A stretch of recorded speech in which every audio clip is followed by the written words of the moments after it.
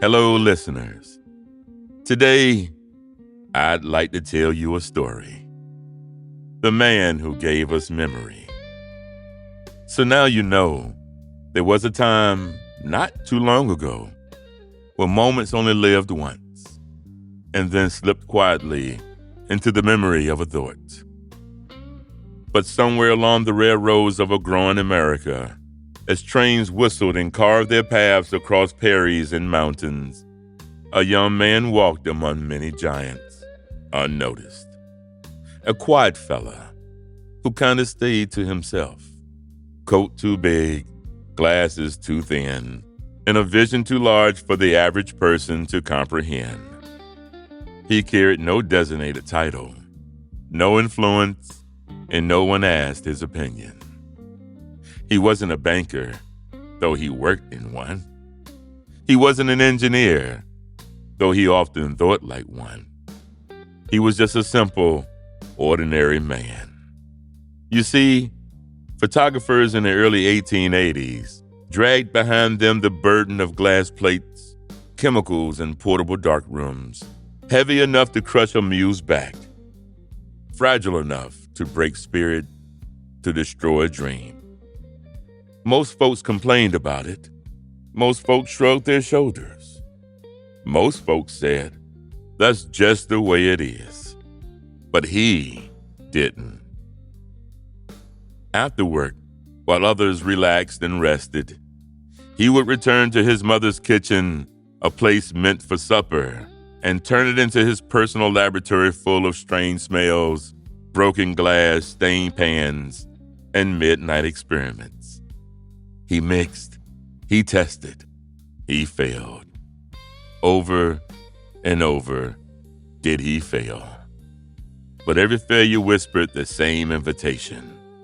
Try again and again. Then one evening, without ceremony, without applause, George Eastman produced something that felt different. A thin, flexible strip. Not glass, not heavy, not breakable.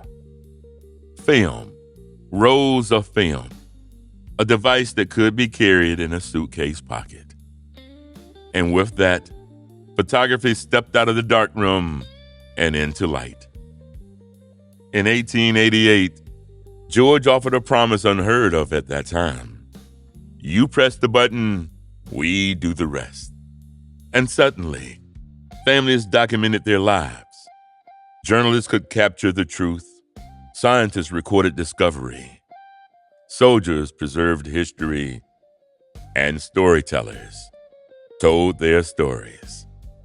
All because one man, at the young age of 34, with only $400 left in his savings account, he saw what others ignored. Today, whether you're holding a flip or smartphone, a DSLR, a disposable camera, or scrolling through the memories you captured years ago, you are touching the echo of that invention. We film weddings. We record birthdays. We capture beautiful sunsets, storms, tears, and triumphs. Because he believed that the ordinary person deserved to hold time still, even for just a moment. So now you know that behind every photograph, every frame of every film ever made, stands a quiet man in a small kitchen in Rochester who wasn't just trying to change the world. He was just trying to make life a little easier. And in doing so, he gave the world a window through which we still see ourselves. George Eastman became the founder of Kodak. I'm David Kelly. Thank you for listening.